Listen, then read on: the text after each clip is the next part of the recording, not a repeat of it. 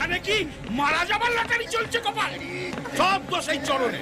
তুই যদি সেদিন আমাকে বলে দিত যে এই রাঘব রায়ের মেয়ে হচ্ছে একটা দুশ্চরিত্র। খবরদার কপাল বাবু, আমার মেয়ে সম্পর্কে একটাও বাজে কথা বলবেন না।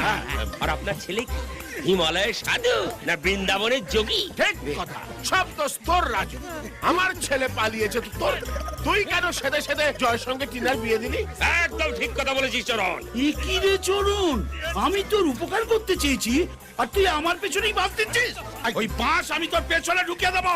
মুখ সামলে কথা বলবি রাজু। তুই ঠিক করে কথা বলবি। তুই জানিস না আমি তোর কি করতে পারি? তোকে আমি এখানে ল্যান্ড করে ছেড়ে দেবো কপা। আর আমি কি তোকে ছেড়ে দেবো নাকি?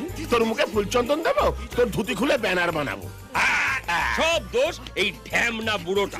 আপনি আমার ঢ্যামনা বললেন? হ্যাঁ, বললাম তো। তাহলে আমিও বলি, আপনি একটা দাঁতার বুনো শুয়োর।